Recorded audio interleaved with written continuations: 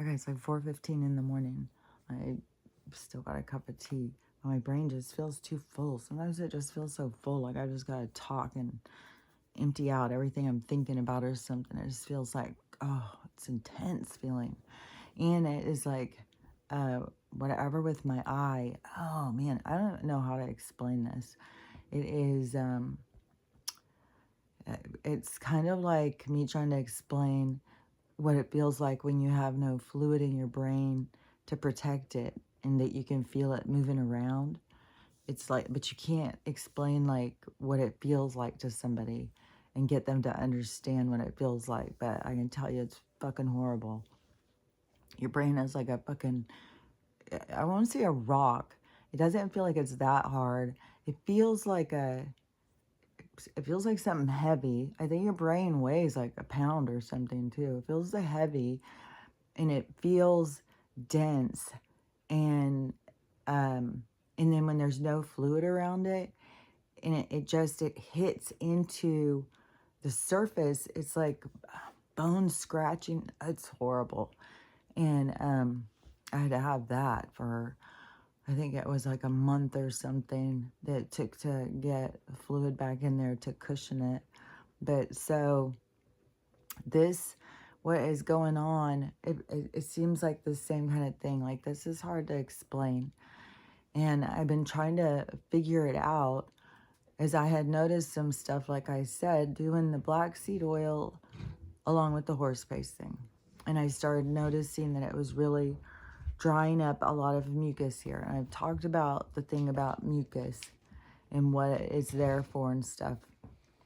It's like they want to create mucus because it's like a freeway to parasites and stuff. So the and mucus is a body response to like a foreign thing. It's like something is trying to get out. And so allergies is your body trying to reject something. And so to be in a constant state of allergies has your body in a constant state of inflammation. It's like it's in a battle zone all the time. Like your body's battling the environment all the time, whether you have any depending on the degree of your awareness. But yeah, your body's battling the environment. You may not know it. You may just be like, well, look, allergies, I'll take this. But it is that's what's going on. So this mucus, it kept filling up in here. And so through all this stuff, I had figured, oh, okay, I have a lot of stuff going on here. And the filling up in my sinuses and stuff, I kept just thinking it, well, it's the toxins and stuff. This is so hard. Like, I even put a patch on it yesterday. Hold on. It's really, really, it's weird. I don't know how to explain it. Hold on. So I tried to make a patch, and that really disturbed it. You'd think it would have made it feel better, but the only thing I can do, like, to get away from it is that, like, just go to sleep, to just leave my body out, like. So so when all the mucus kept being here, my nose had been running and running, just dripping, just snotty all the fucking time. And it still has definitely a lot of mucus. But the black seed oil started really drying it up. But see, I've got more than one thing going on here now. And now it's like, fuck, man. God damn, it's a lot. Fuck, this is fucking healing stuff is like intense, man. Like, I don't feel like I'm emotionally, like, I know a lot of people are really going through a lot of emotional stuff. And it's like, I went through that part, and I'm sure there's still more that you go all the time, but it's just not as intense. But this other part, the physical, fuck, man, this is goddamn intense. So so I've got root canals. I mean, I let the dentist do so much stuff. It started when I was a kid too. They kept saying there was, I had weak teeth. And every time I'd go, it'd be like, oh, we got to do 10 cavities. And my mom, I would always get in trouble. And, my mom couldn't afford to take us to a regular dentist, I guess. And she took us to dentist college. And I was just brutalized, I swear to God, for so long. And it continued, even as an adult. And I would go to the dentist and stuff all the time. And I would do all my stuff. And always be blamed for my teeth health. And now, I know it has to do with so much more. And, but it was another thing, I was being beat down on, and then I was going through these barbaric fucking shit. And then they put these things on. They kept telling me my mouth was too small, and they'd stretch it. Oh my God, it was a fucking nightmare every fucking time. And, and then, that wasn't even at the end. But when I started waking up to the tyrannical nature of our medical system, that dentist had broke all these teeth off, and so they put implants. I thought, oh, well, at least they did that. And I thought, okay, I'll be fine, and they could only put 2, and they couldn't put 3 because of how implants work or whatever. I don't know. Because they got to screw them down into the thing, and I don't know what the fuck. So I go through this whole fucking surgery. I've been through multiple oral surgeries, and this one, when they put it in, is when they cause this nerve damage, my face. And when they did that, it was the most. I have forgotten about that pain. That pain was so fucking off the chart. I couldn't believe it. Oh my God, I had never experienced anything like that. It was so fucking horrible. And it lasted weeks, and I was getting treated like shit from the dentist. I kept needing more pain medicine. Nothing was working. Nothing was helping. And I had done something to the nerve. This has happened every fucking time that they've ever let them cut into my body. I'm really still working on all of the scar tissue on my stomach and stuff. And just at my pubic line, there is so much scar tissue. and you're sitting there trying to rub it and, break down the scar tissue and release the pain and trauma or whatever. And it's like a thick band of scar tissue. And I was thinking, fuck, they cut into that just like it was like that was their open pocket. 3 times at least. I think there was 4 times. I don't know. Just cutting through the same fucking scar. It's like, no, motherfucker. God damn these people. Fuck. So anyways, all of the teeth stuff, I've got all sorts of silver. I've got root canals, and now all this shit coming out about all this stuff with our teeth. I had the one tooth powder stuff, and now I got the no BS one, and the little tablets, and you chew them, and they're just a lot of that whatever the stuff our teeth is made out of, hydroxyate or something. And so I've been using those, and then you'll still find people who say, oh, that's a chemical that you shouldn't be using either. It's like, I'm so fucking tired of all this. I'm not taking my D3 anymore, I'll tell you that. And so anyways, I've got all this stuff. So now, as going through the healing and trying to center in on what my issues are, then realizing like, oh, well, fuck all this shit. No wonder there's like a lot of inflammation. The toxins, the chemicals, more inflammation. Then the Botox injections, which I didn't know then at the time. They're telling us, oh, it's safe, it's safe. And we're just all so gullible. Oh, these guys, they've never heard us. And then, years and years later, it's like a fucking decade later, and getting these sores. Well, when did the sores start in comparison? Because I think the sores started because it was still back when I was going to the doctor, because I went to the doctor, went to the dermatologist, went back to the doctor. I had it burned off a couple times, and that is when they started telling me. That's when I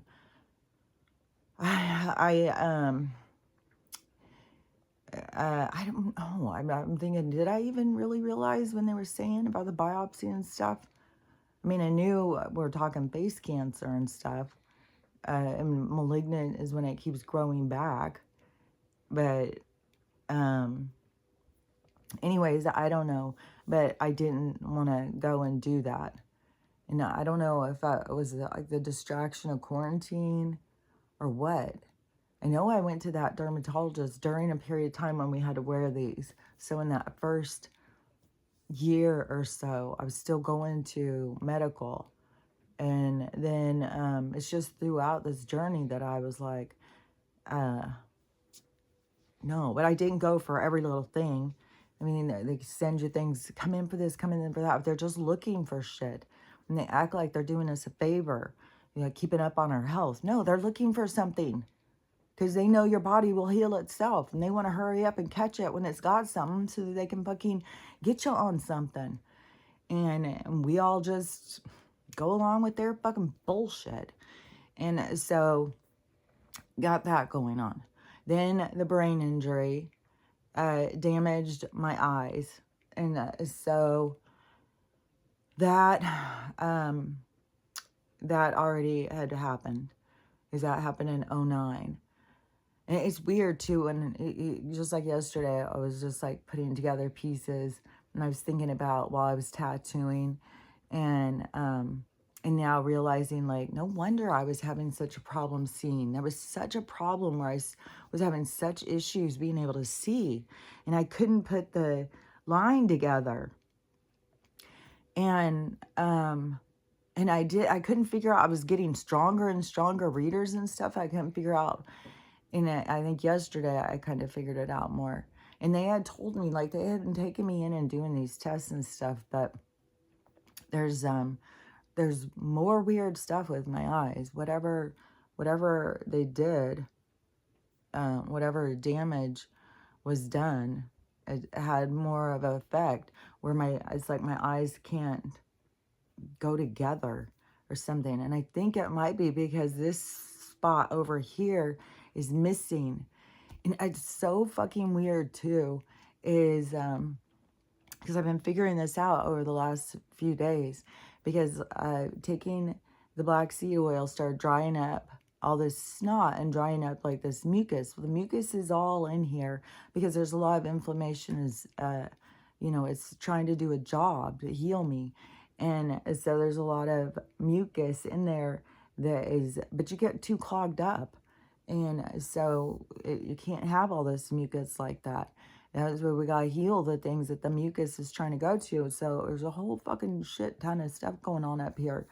And so, but when I was taking the black seed oil, like I said, when I started going outside, I started being able to see like really clear. It was like this film was off my eyes. And now I'm like, oh my gosh, is it just something to do with the mucus and the inflammation? Is that why it really feels like I'm trying to look through some kind of like film over my eyes?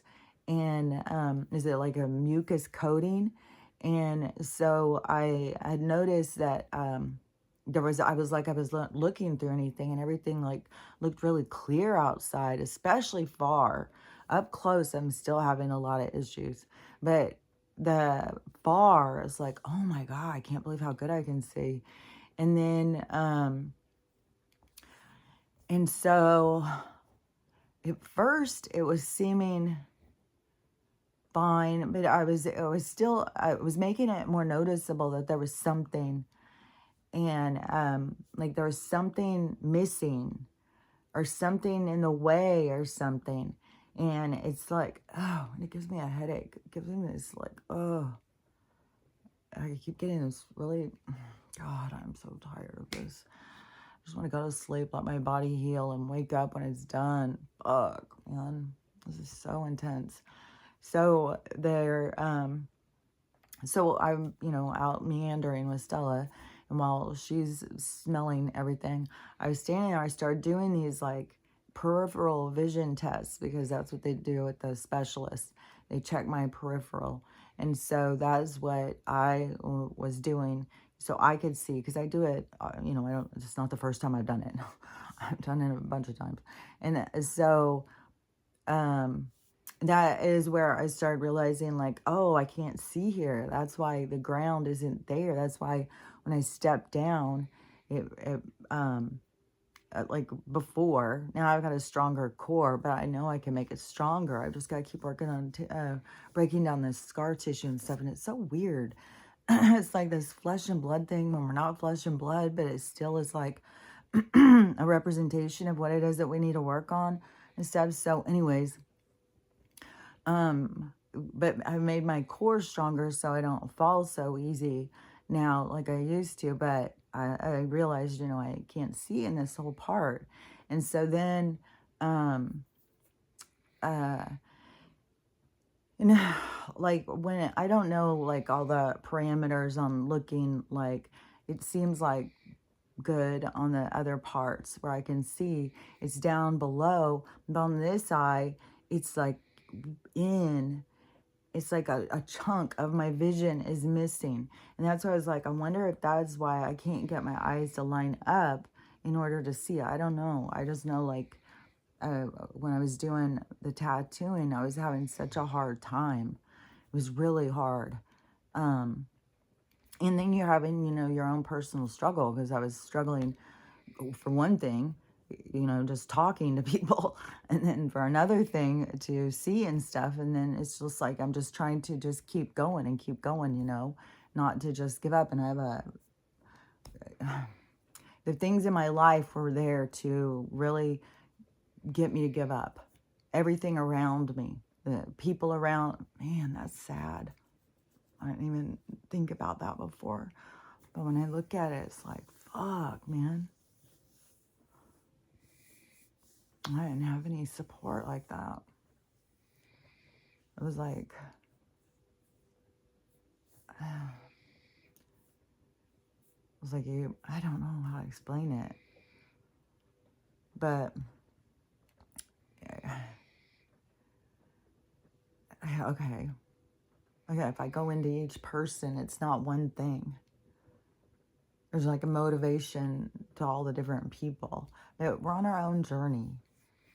And everybody has their own thing they're learning from every experience.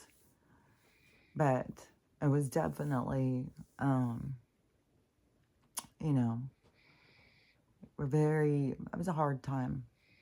Like, healing is hard. Physically healing from disabilities and stuff is hard. Like, you know, you gotta cut yourself some slack. Oh, God, that's emotional, man. I feel like I'm gonna start bawling. Fuck. Hold on. Let me get past it. I'm gonna get out of there. That's intense. I swear to God, I could just sit here and cry about it. It's like, sometimes you gotta cry for the old you. Because you were struggling.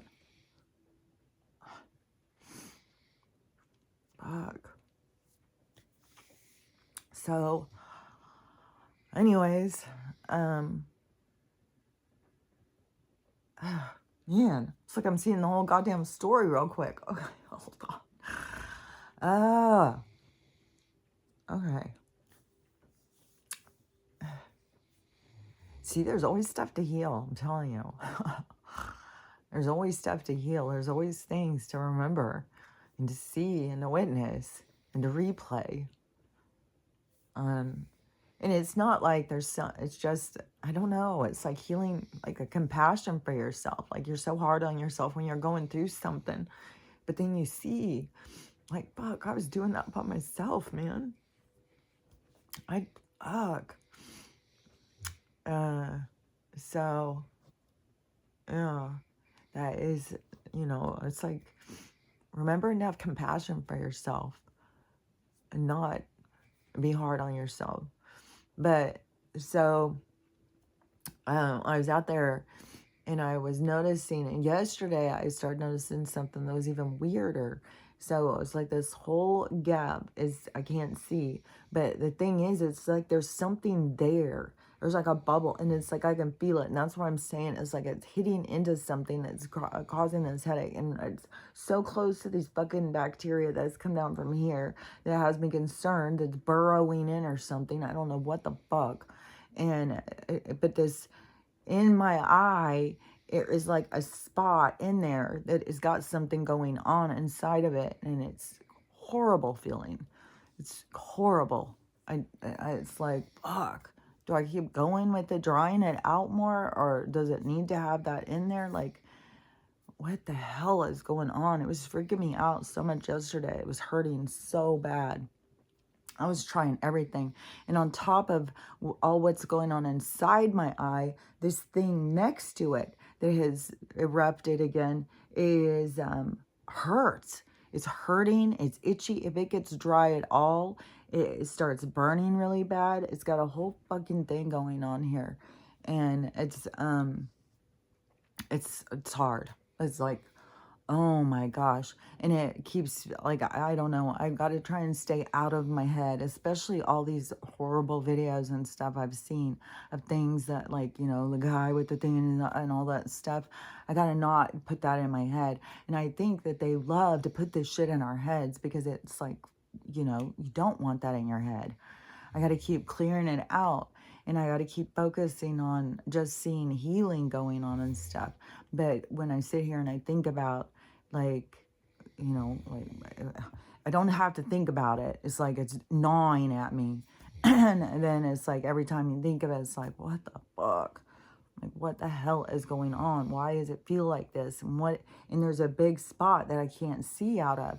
And the thing that was weird yesterday is, so when I was doing this peripheral test and my hand disappears, it's like part of my hand disappears. And then if I start doing this, I start seeing it. It's like it's moving in and out of some other dimension. It's really weird looking. And then I was thinking, this is what my mom said that macular degeneration is what she has, why they give her the eye shots. And this is why, you guys, I'm not going to an eye doctor and shit. Like, I've been to the specialist and stuff. I have been doing this for years. And I mean, now they have my mom on eye shots. And she goes in and gets these, they literally put needles inside their eye, shoot this shit inside of it. And then her whole eye turns like blood looking. And it's painful. It's like, hell fucking no. And what was the other one too? There was another, well, they put me on jobs to tell me I have to do, they just put pressure on you to do their procedures. And their procedures have only made my eyes worse. I know that made them so much worse when they lasered them. That is when all of this, there was way more stuff that started going on because they burned my eyes. And it caused all this inflammation and shit. It was fucked. And it was right when lockdown happened. And I couldn't even go back and see what was going on. My eyes were swollen. It hurt to touch them. It was fucked. I'm not going to go do any more of their fucking bullshit. And so on the macular degeneration, she said, is like because glaucoma, what they are saying that my thing is like glaucoma. Because they damage the optic nerve. So the optic nerve is like swollen inside of the hole, like you have a hole behind your eyes where this nerve goes through, and it's like swollen. It's jacked up because whatever they fucking did with my brain, it drained all the fluid. It drained all the fluid out of my eyes and jacked it up. And then when it went back in, it hasn't fixed. Probably because we're under fucking attack all the time. And then I added in this goddamn botulism shit. And so the glaucoma, it closes in your vision. So your vision starts closing and closing and closing, and then pretty soon all you can see is like a tunnel, then that disappears. And that is from, they say, some kind of pressure in your eyes. And so that is what they were treating me for. And even though I'm not a regular glaucoma case, even mine was like started like when I was 40. And so, I was 48 when I got the brain injury. So it started when I was like 48. And then, so the, what, that was '09. All of a sudden those numbers, it's like '09, where that sound like 48. I don't know, was that 13 years ago? Like, I've had a brain injury for a long time. I know it's really hard the first few years. Really hard. You just gotta keep going. It gets better. It gets way better. And, but everybody's gets damaged in different ways too. Like, I can't say. Everybody's on their own experience, their own journey. But anyways, so but macular degeneration is like your view gets holes in it, like Swiss cheese. And so my mom said that it's like she can be driving and not see things that are there. She said, like, when she's at church and she's listening to the preacher, he doesn't have a head. She can't see his head. She just sees a body up there. That's eerie. And but she says that happens all the time, where she can't see people's heads and stuff. And so I was thinking, well, that kind of is like this part down here. But, oh, that's a good news. Oh, maybe it's like the vision coming back into it is why I'm, and, that's where I got to get out of my head of macular degeneration, because then that's what you'll start making happen inside of you. You got to go into the other way of thinking. And it's a lot of wrangling, man. A lot of wrangling and redirecting. And because if you get focused on that, that's what you'll have. And so I got to keep pulling back, and I got to quit, not be thinking about what things are in there swimming around and shit, even though I can fucking see them. But I don't know. I just, over the past few days, it is so uncomfortable. I can't even believe it. This whole area and this whole thing. And then I've seen a lot of really weird shit about eyes on TikToks and stuff. Like, fuck, I don't even know. People's eyes are like, I don't know if they're blowing it. Oh, it's just, I don't even want to think about it. It's gross. And I keep those videos out of my eyes, and they just keep, it's like, just keep coming in. I swear to God, these fucking archons. It's like every fucking thing. If I can bump into something in the kitchen, it's gonna fall. Every fucking thing is just like, I feel like I've just got this energy following me around, just like, oh, you think you're doing it? What about this? Fuck you. What about this? Fuck you. It's like, fuck you. Fuck you. Get the fuck out of my house, you fuckers. I'm so fucking sick of this shit. I'm like, damn. And so, anyways, this is so uncomfortable. And I tried to put like a castor oil wrap and stuff. So I've just got to keep focusing on healing and stuff, and try and keep my mind out of all of the dark places it can go, and all the fucking dark things that they want to keep you stressed out about. And so let me switch off of the eye thing. I just wanted to talk about the eye thing to make it, because I had a couple people in the comments mention about the eyes. And so anyways, I just want to say that part is very, very uncomfortable, and it is very hard to explain. And it feels like, it just reminds me of when my brain was moving around in there. It's so uncomfortable, so strange. And so let me think. I don't know if it ever starts snowing in Texas, but I know that there's been some really more massive tornadoes, where they're saying these are the biggest tornadoes have ever been seen. There's supposedly like a lot of damage done in Nebraska. I think Lincoln, Nebraska or something. I'm not sure. I could be seeing the wrong place. Hold on.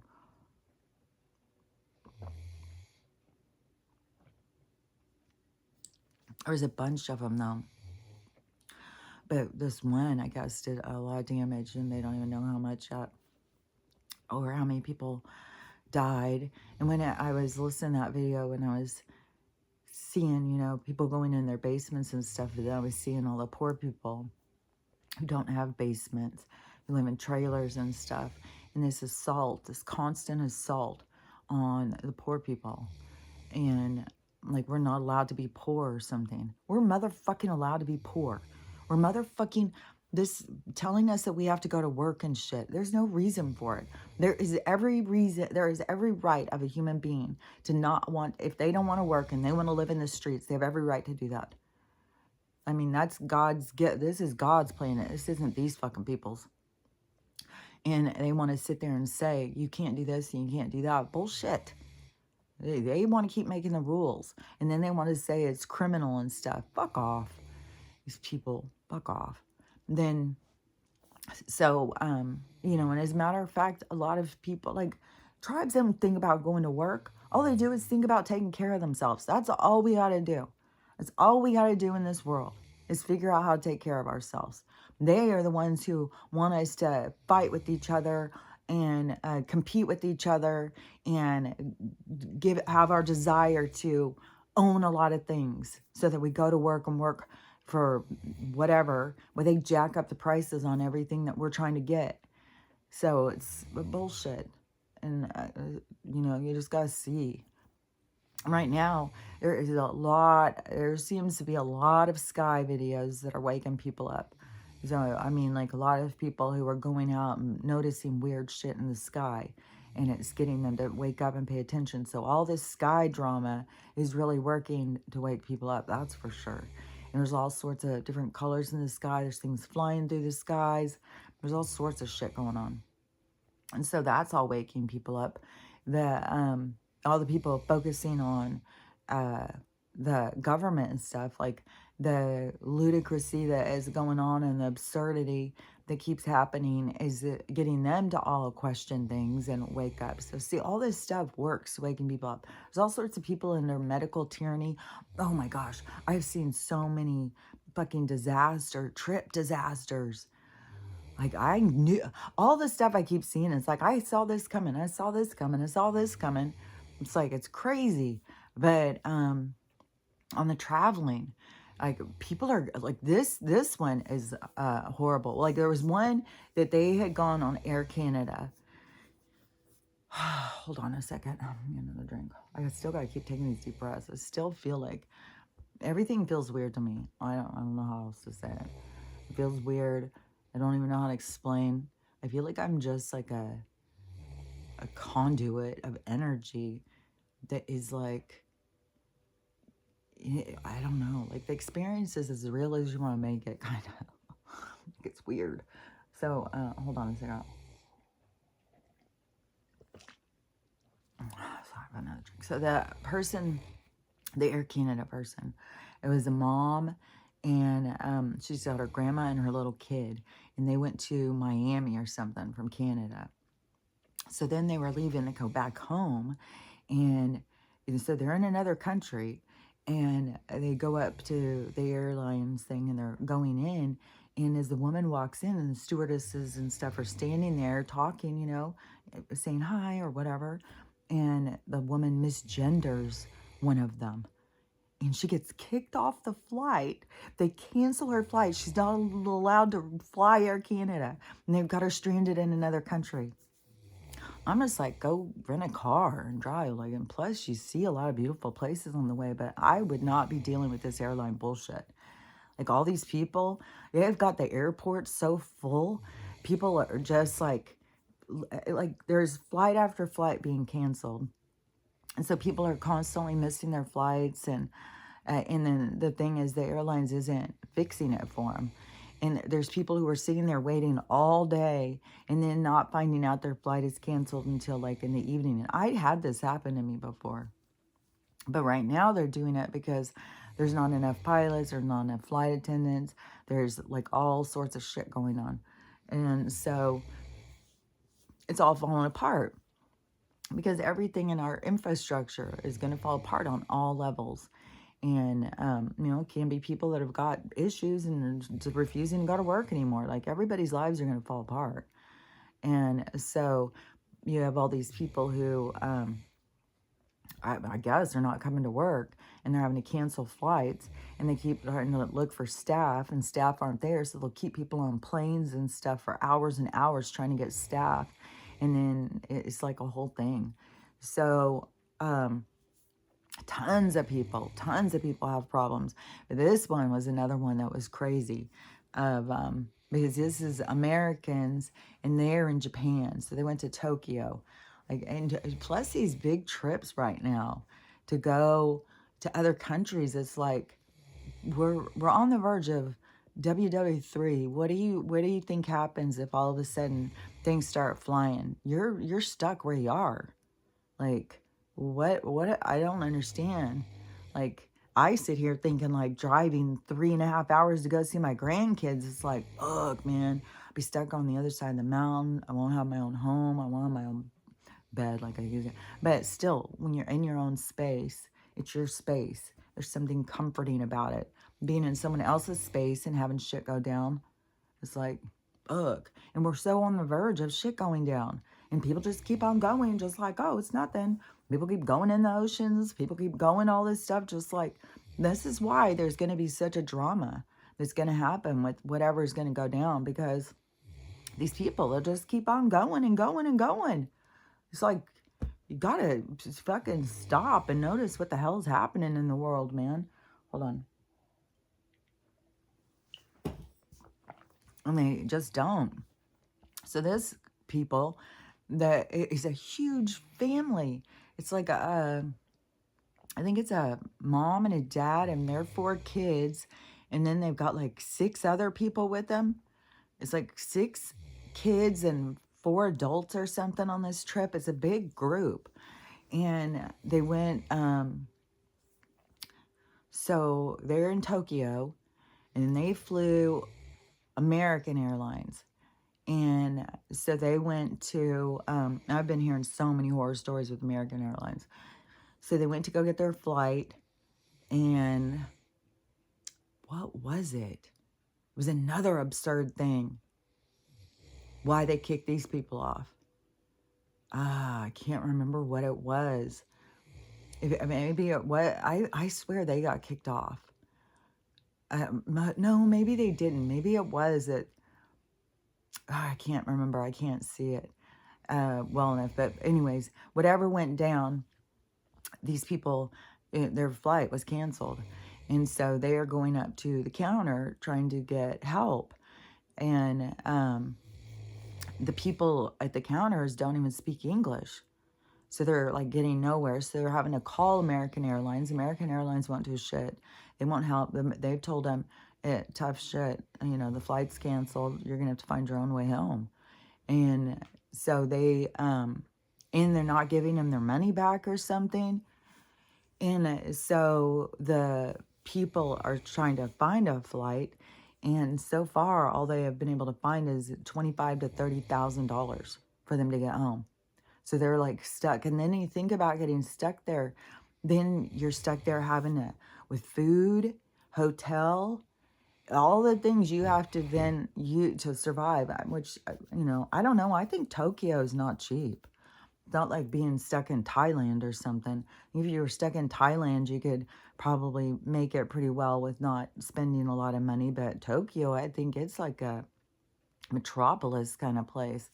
I think you probably are spending some money. Like these people, fuck, all those people going on that big ass trip like that, especially this time when they're sitting here threatening to like, what the hell? Like, it's wacky. I couldn't even believe that. And I was like, this is how the universe is gonna be like. You're not paying attention. You're just, because there's like a sense of, you're so focused on yourself, you're not paying attention to what's going on in the world. So, you're going to have the world, then it's like you're living this cushy lifestyle of your own. It's like a ostrich keeping his head buried, but it's not, it's more like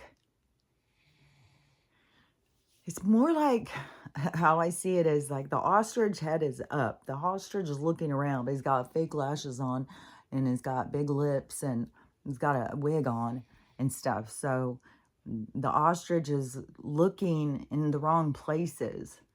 And it's like but then it's like the bear there is like their head is focused on the wrong thing, but it's like then It's like the head being buried is like the sand coming in and filling it up because they're not paying attention. So it's like their focus is somewhere else. So it's not like they're buried, but it's like the universe is going to shift back on them because like you should be paying better attention.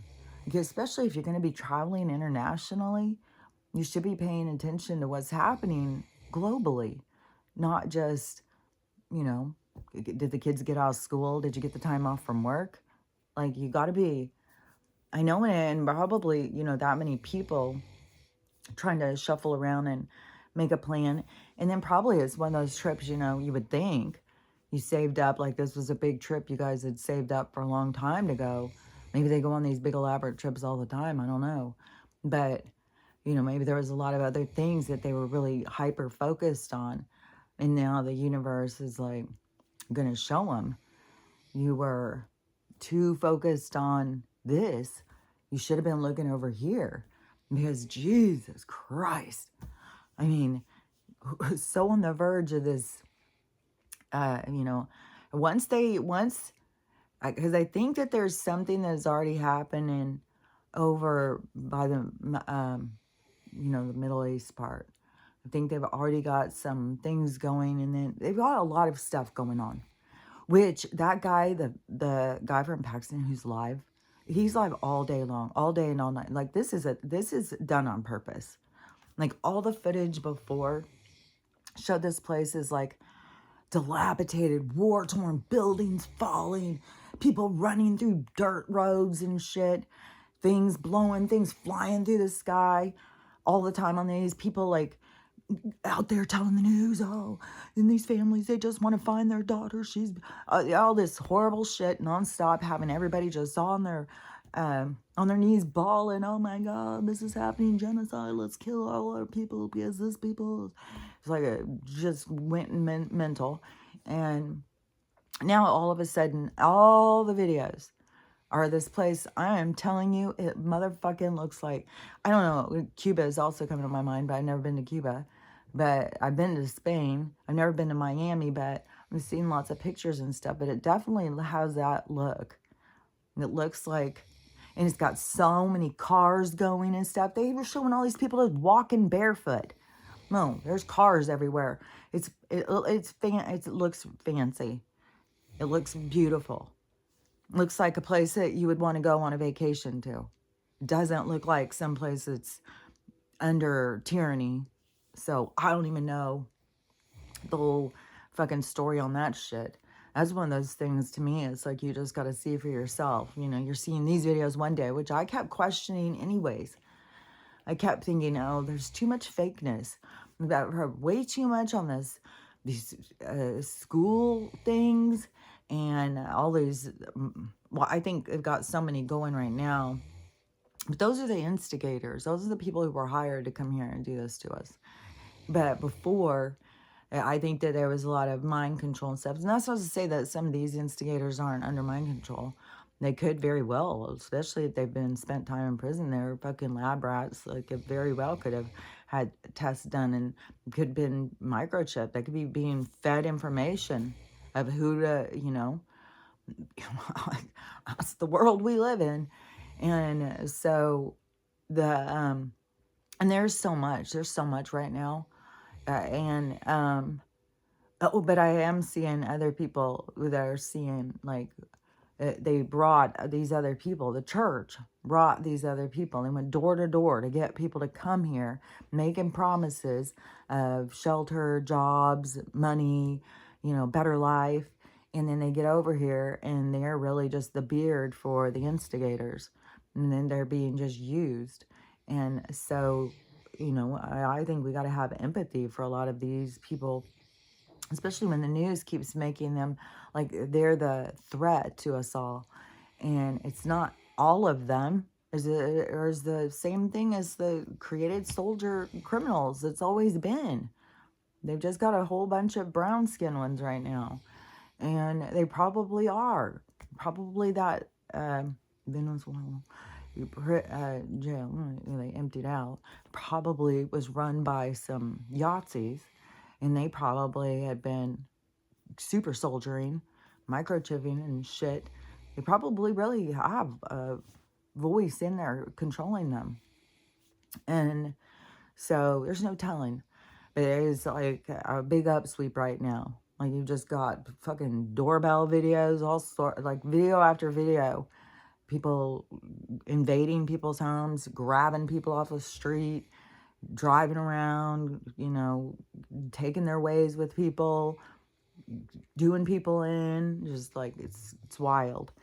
And the okay, let me think. What was the other thing? Because there was something else I was seeing. So all the there was something else I was saying before that, I think. Well, but that to me, this part, because they push us for division. That's the thing, is they push us for division. And that is where they've got all these people dividing. Just because these people are brown and come from another country, they're still the same as us. We're all the same. And so they aren't, even though they're not American, they're still people who are being screwed over by the system. Like, we've all got to go into unity and care for one another. And I feel like this is a part of, too, with their thing, is to trigger this awaken us, is because they're saying, you know, it's a criminal thing now if you are homeless and they'll arrest you. And you're not allowed to camp or whatever, you know. It's just like, oh yeah, Houston. Fuck, man. I remember to say something about Houston. Like, god damn. I've got to have done some bad shit in that area over time, because it's fucking getting rock hard hit. And but so the okay, so in Houston, the STD thing is so up. Oh my god, it's bad. They've even got a new one that they don't even know what it is. And then and they've got even the rescuers are freaking the fuck out. They're telling people to go to legislature. The shelter is just taking dogs and just killing them. They're not letting the rescuers take them and save them and stuff. So there's a whole fucking thing going on, and the rescuers are going on a platform to ask for people to help, to do something, to go and try and stop them, because these fucking crazy people are out of fucking control. And there's a lot going on in Houston, a lot. And but I had said there's gonna be places where there's gonna be a lot of stuff that's gonna go on, and it's because an energy that was there a long time ago. Like, I don't know what all has happened. Like, how, you know, none of us really know all the stuff that has happened in certain areas. It could have been a place that was taken from a tribe and it was very violent, and that energy it's like got to go back. And so, but remember, even though the people are oblivious to what's really playing out, their soul isn't. They came in for the whole thing. They knew, like, we all knew where we were going to be and stuff. It's not like a shocker to us, even though it feels like it. So the people who are there, who are going to go through a lot of trauma, is this energy kind of releases that was pinned up for a long time. A lot of, I would guess it was a lot of murder and mayhem. I think there's a lot of that has gone on for so long, and that is kind of, the energy is kind of like the energy of the tribes that were killed haunting that area. And this is the time of this changing, where the energy plays back. It's like this, like I've said, there's a universal give and take. There's a, what goes up must come down. There's cause and effect. And so we have all of these energies that are playing out, even though to us, we're just focused on ours. But the more that you awaken and more you open up, the more you will sense and see all these other things playing out, all these other patterns developing. It's like seeing the snowstorm of life. And so it's not something to get all freaked out about, because there's going to be a lot of these places, I said, There's going to be a lot of places where there's going to be a lot of really horrible shit go down for a whole group of people. Like these big fucking tornadoes. And that time traveler had already said that there was going to be these giant ass tornadoes and this giant ass hurricane. And we got this big hurricane coming. And I don't know if it's going to turn into this big, huge one. But there's other predictions that there's going to be this really huge one. And it might be in 2025. But Florida is supposed to be just devastated from some hurricane that's going to come in. That's going to be the biggest hurricane that we've ever seen. Like all these places that are on the borders of the water are all going to be go through devastation. And I'm 30 miles or so from, maybe 40 miles from, but also we're in a peninsula, so that's a little bit further from the water, because you know, the ocean can go over that real easy, but it's still a lot further to travel. So, you know, it can have its big waves coming, but then if it crashes over the peninsula land and then goes into this part, it's a lot harder. But it still, as the water rises, and we're going to have these shifts. These shifts are already happening on the, there's ground opening up. I think in Utah too, like there's ground opening up. And they're creating like a new fault line. I think over even by Cincinnati, like we're going to have a bunch of earthquakes and more shifting and more falling apart, infrastructures falling apart, more of us going towards a certain way. I still can't get over like those people selling their house, and now I really want to see if this money thing goes through, because to me it's like, how is that gonna work? Like that's another thing. Like you're in the middle of this selling and buying a new house, and the banks are crashing. Like I'm very curious about that. That's another thing why I was always holding back. It was like I knew about the bank crash and all the way in 2020, and then it is a point where I stopped paying everything. Well, I don't even have good enough credit to go buy another place under their scheme. So their because their scheme is all about, you know, just be in their trap and get a good credit score, work hard. And so the homeless people, the homeless people and them, like all these storms are more devastating, of course, to people who have, you know, don't have cellars, don't have places to go and stuff like that. So it's like they are just trying to weed out, like where they had said they were going to do in, I think 3/4 of the population was their plan. See, those are the kind of people that they want to get rid of. The people who they don't see, the only people that they give any value to, which they don't give value to the people, is the ones who are willing to just work, and not make any questions, not ask any questions, just go to work and get excited when they get to go buy the new outfit or the new game or whatever. So the and if you're not willing to work hard, or you got a drug problem, or you've been abused, or any of that stuff, they don't give a fuck about you. It's just like they just want rid of you. So this is like a big, and they've been sweeping for a couple of years. Like that was some of those mass freezes, especially that one in Buffalo. I think they did in a lot of people who were homeless. And that when I was talking about that, that was really getting me, because it was like flash freezing these people.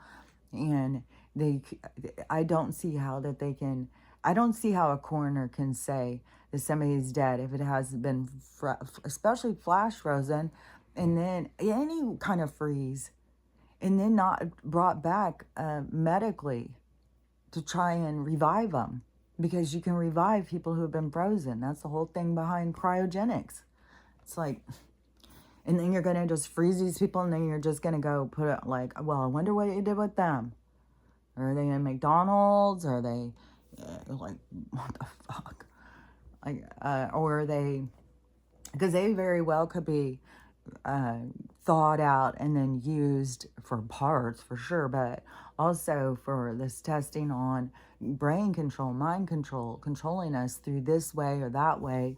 And I just saw a guy who was he paralyzed, I think, and he put in a Neuralink, one of those things that Elon's all on. I think Elon's, this is his deal. And so this guy put one in his head, and he said that it goes faster than his mind. Like as soon as he thinks something, it's already happening. So and he's a gamer, and so it's given him an advantage he feels in the games. And he's like, I think it's going to probably be where those of us who have this would only be able to game each other, because we're too fast to be able to do stuff.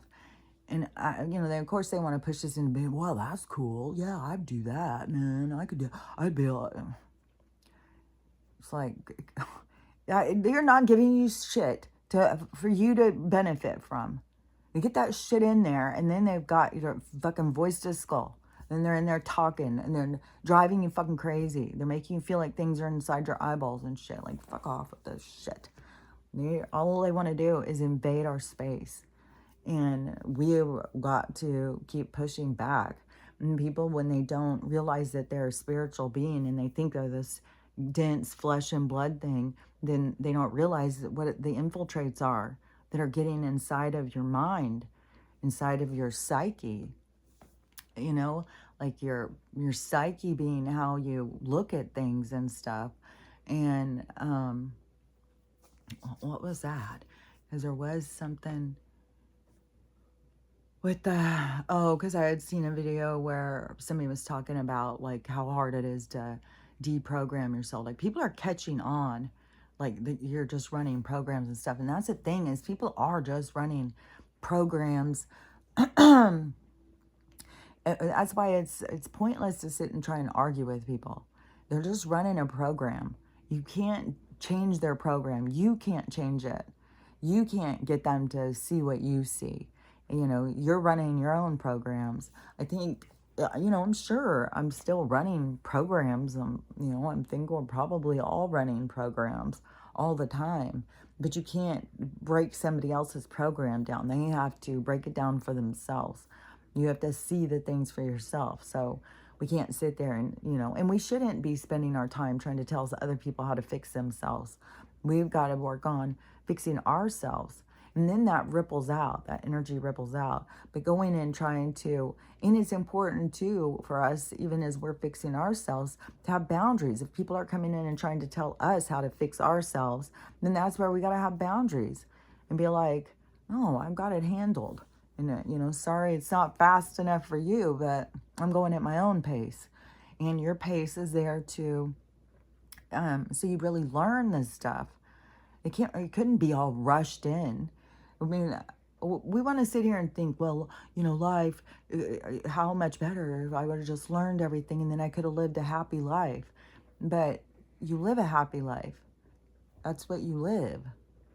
You are a happy life. You come into this game to experience what it is to not have a happy life, to the challenges of life, to push yourself. It's like you live a cushy life. And it's like, but is a cushy life just all that's good for you? Or is it also good for you to go through some other things? Because if you just live a cushy life, then you have that is the watcher, the energies that watch, that they don't participate, like they don't come and interact like this, but that they watch. And I said it's kind of like they are a filter system in the universe. And I call them the watchers. Like, I don't know, I've called them the watchers for a long time, since I was a kid. So I don't know now what them saying, there's other things about the watchers. But to me, it's always the beings that watch us. And I think most people have had periods of time when you've been doing something and you feel like you're being watched. Or one thing that used to always get me, it's like I'd be standing in front of the kitchen sink a long time ago and washing dishes. This has always been in feeling like, oh, I'm just being watched through this window. And it's because we're always being watched. And when you do things that are bad or naughty or negative or however you want to look at it, and the things that are going to cause you to feel shame, especially when you realize like, oh, the whole universe is watching me do this shit, that that wait a second, because what was that? To realize, so when you, I don't know what I was about to say, but anyways, I think most people have a sense of being watched. So, but the souls that are, I consider the watchers, these energies that it's like they have an identity of their own, but they don't. I swear to God, I always see them as like those big Easter Island heads, which they've dug down now. They aren't just heads anymore. They're giant ass bodies with heads on them. But that's how I kind of see them, these giant heads out in the sky watching us. That's what's trippy about, like, where people get these heads out in the sky. And if they're doing them with this Project Bluebeam, it's because they know that that is real. And so that is how I've always looked at these heads with the watchers, that they like they don't have to go through this experience to learn, because they learn by watching us. And so so it's not like the cushy life. It's like there's an awareness in the heavens of of duality, but of a hardship, of challenges. It's like there's no unawareness, just like how we have people right now who seem to have no awareness of that stuff and are just out traveling like, oh, there's no big deal, I'm on vacation. I mean, there was people at the Hawaii disaster that was still going on vacation. Like, people are just oblivious. It's all about them. And so, but in the heavens, it isn't like that. Even the watchers and stuff that don't come in and go through these experiences, they still are, there's caring and compassion, but they still learn from us experiencing. It's like they're tuned in to our experience. It's like in a concept of us being able to put on a headset and to be able to really feel the experience and really get something from it. So it's kind of like that's what they are in our experience. They're like this brain almost watching us to learn from. And they are the cells, these filter kind of cells. And we are like, to me, we are like these creator kind of cells, these experiencers. And I don't know if it just goes through different levels, and then you get to a certain level where you are, really high up and you don't go back. But I think once you get really high up in your energy, that you can start then expressing as like a whole bunch of different, like you can send out more. So it's like you become a higher self, it seems like. But I think that takes a really long time. But I think we're really, really old too. So, and it's at all different levels. And then there is all these, it's like the people, when they're outside of this game, they're aware of where they're from and stuff. While they're in the game, they're not. But there is energies that come in to help them have guidance to get them through the game. But you definitely have a lot more awareness and understanding of the spiritual community when you're not in the game. All these people just, it seems, have just forgotten. It's like they've forgotten who and what they are. And, and this is awakening people up to who and what they are. And this world is a lot different than what you think. And you're a lot more special and unique. And you shouldn't be trying to conform and change yourself. There's a reason why you're special and unique. And your uniqueness is needed in the universe just as everyone's is. Everyone has a special role as their own soul. Like everybody's soul is just as valued as everybody. There's no soul that is valued more. Even in when you go up, it isn't like, the souls that are going through reincarnation are lower than the souls that are witnessing, watching it. Because even in through this period of time, you become like a watcher in the game, in the arena.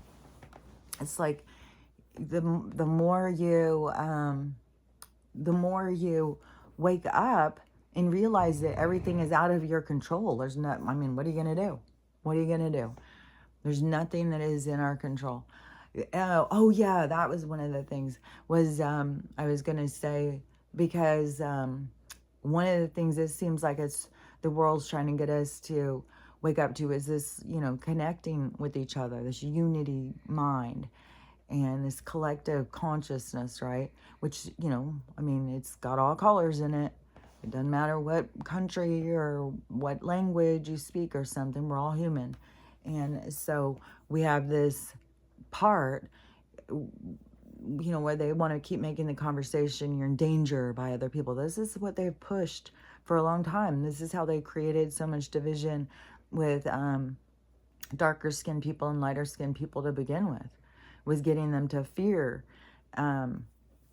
Oh, so they created a lot of fear in the white people, but then they used the cops to create fear of the white people to the darker people. These are white people. Well, there was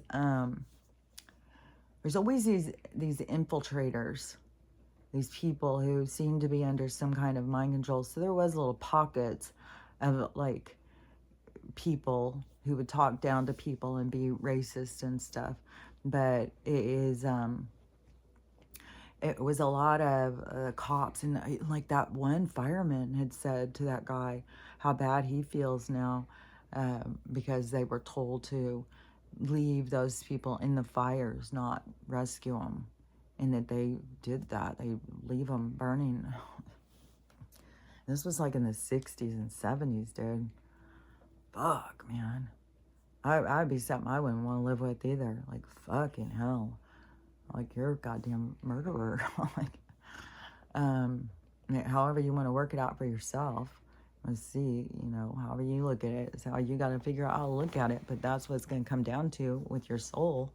You're going to be like, you were a murderer. And so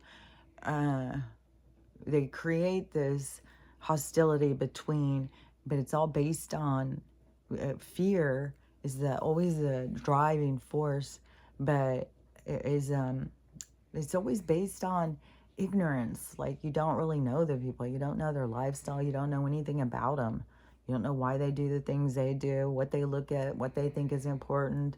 And so it is we're not connecting right, and we're just staying in fear of one another. And then they always have, like, they create the fear on one side and then make the other side be the dejected side, who then is the angry side and the misunderstood side. So they just keep this churning division, chaos going. That's their thing, because then, that's where they want to keep us in a hostile state of mind with all of our what is that called? It's all over the place. One of the hormones. I keep hearing colostrum, but I don't think that was it. But they want to keep you stressed out all the time, because it ages you and it makes you sick. It creates inflammation. So they want to keep you in this imbalance all the time. And so it seems like to me that this is to get us to recognize this, that these people are human. And even with the homeless people thing, that they're going against the homeless people. So we build compassion. Like, compassion is supposed to be kicking on of, especially because they've got so many people that are on the verge of homelessness. It should be easy to kick on the compassion for other people who have reached that point. And so that is like our coming together and setting our moral compass as well. And so it is pushing us as souls. It's like the universe is doing one thing and they're doing another. So we're being pushed to build our compassion and our empathy towards people that we don't know and we don't understand, and they're different, and we don't, they speak a different language and all that stuff. And so that so that we come together on the, not the surface stuff doesn't matter, that we come together on the deep stuff. Yeah, that we're all human, we're all having a human experience, that there's something alike about us all. And so we all start coming together on those kinds of things, and it's going to be all different. It's not going to be like, oh, a giant group meeting or something.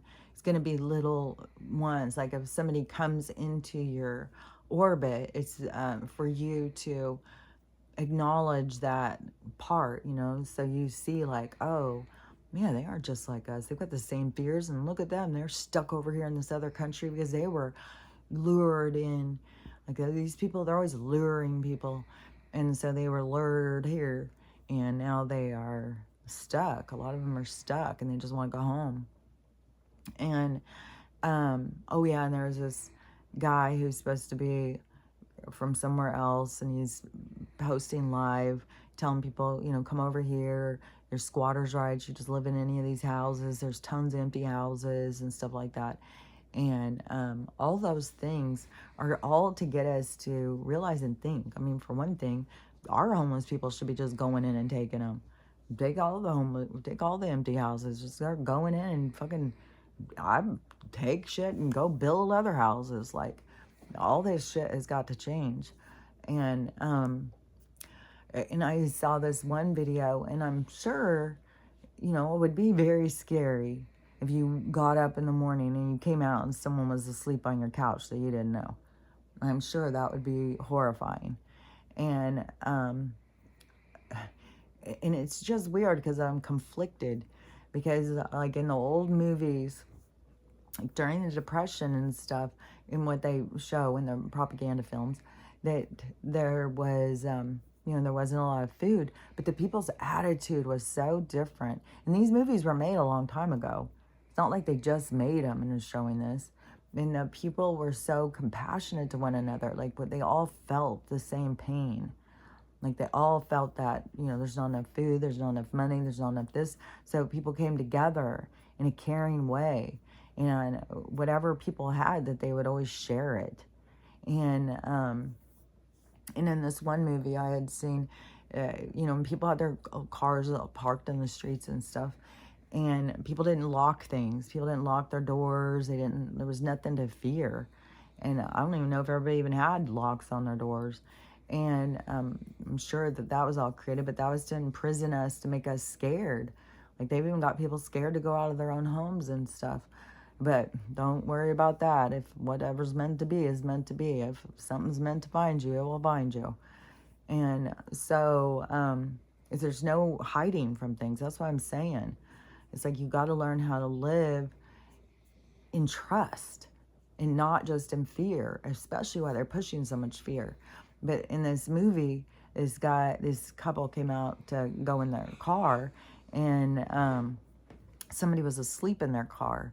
And so then they're just like, oh, well, we got to go. You got to get out of the car and stuff. And they're like, okay. I think they even gave them a quarter to go get a cup of coffee or something. It was a very different kind of compassionate way that people treated one another. And then, so the other day I saw this one, and these people got up, and there was this lady sleeping on their couch. And they keep telling her to wake up, get up, leave, and all this stuff. And she won't. And then by the time they actually got her to wake up and sit up and start talking, she was, kind of incoherent and saying weird shit. And they're telling her, well, we don't know you. You got to go. And because I have been thinking, like, when they're telling us that they're going to arrest homeless people, well, we got to start saying, standing there for each other, letting homeless people, like, I don't know, maybe we don't want them in our houses, but maybe letting them camp in our backyards or something. Like, we got to come together as people, no matter how uncomfortable it is. And it's so weird is right now because it really is dangerous. Like, you really do have people who are strung out on drugs, and you really do have people who are out there to kill us and stuff. So it's like you've got to make your own decisions of what comes in your direction. But as an overall, it seems that that is the energy that we're being pulled towards, is not being scared of each other, like what they're, and they've got some scary people out there, but not being scared of each other, being more compassionate and wanting to help one another instead of always dividing and competing with one another. We're moving into this compassionate, you know, caring, oh, you don't have anywhere to go? Well, yeah, you can sleep on my couch, but, I've got a sleeping bag. Like, I don't know. Like, everybody's got to figure that stuff out for themselves, and every situation is different. But when somebody is that desperate that they just go into a stranger's home and start sleeping on their couch, I think we've got to just start having more compassion for the desperate and stop.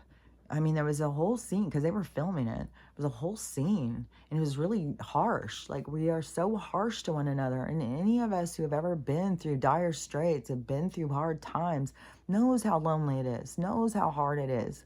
Like, it's bringing all that emotion up again. Like, fuck. But it's real, And we've got to learn how to have compassion for one another. And how do we learn it if we don't let down our guard? If we don't stop fearing one another? And if we, and we got to get it into our minds that nothing can happen to us that's not meant to happen. And whatever is meant to happen, that's what we're here for. And we're not in control. There's nothing here that we have control over except for our own attitude, our own state of mind, our own way that we look at things, our own behaviors when we come into contact with people who are in dire straits. That is what we have control over, is our attitude, how we look at things. When I see a film like that, I see fear and, scared. And, but that is not something our soul knows. See? Our soul doesn't know that. Our soul knows each other. Our soul knows contact and stuff. So it's like your soul is blocked by this created fear. But once you break that down, see, your soul is, you always got this back here that is going to be pushing. And so you are blocking it. You are taking that fear and saying, shut up. I don't want to hear you. I don't want to help people. I don't want to be this. I don't want to be that. I'm scared. They're going to hurt me. This is going to happen. That's going to happen. So we are blocking our soul off with these fears, and these fears and shit were created. That's why I said they created this communication interference between you and your soul. And you are overriding your soul all the time. And that is where I think getting more into a time of reflection, taking time to yourself. And, and this healing journey is way bigger than just, it's physical, mental, emotional. It's a whole thing. And you have several parts. You have all these parts of yourself to remaneuver, to rebuild. It's like we're rebuilding the old Chevy. And it's so it's a lot of work, and so you can't give up on yourself. You have to just keep pushing through and pushing through. But those things are things that we need to be aware of and see as we move into this new type of human. Is we want to have compassion and caring and stuff. And yeah, right now we do have a danger, Will Robinson zone, but that energy is receding.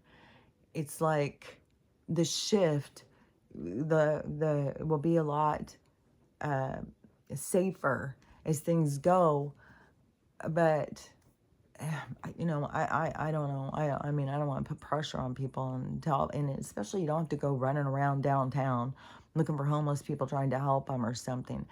You got to remember, it's when something crosses your path. That's when it's there for you. You don't have to run around trying to make things happen. The things are there happening for you. You just have to stop trying to make things happen and pay attention to what is happening. Because what's happening is what your experience is. So if you have somebody cross your path, then it's up to you what you do. All I'm saying is when you are having an interaction, try and get out of fear and work towards towards compassion, whatever level you're at. You don't have to say, hey, I got a spare room, come on over. I mean, you could, maybe just having a conversation with somebody and telling them, like, get out of the city, get away from the resources, go direct your energy towards independence, towards taking care of yourself. That's where we're all headed, is out of their control. This is, all of us are moving into a state of independence. We're moving out of dependency in all aspects. That's why it's in relationships and everything. Everything is towards you being an independent soul and becoming your best self. And your best self is by your own claim, you know? Like there's still like, you know, uh,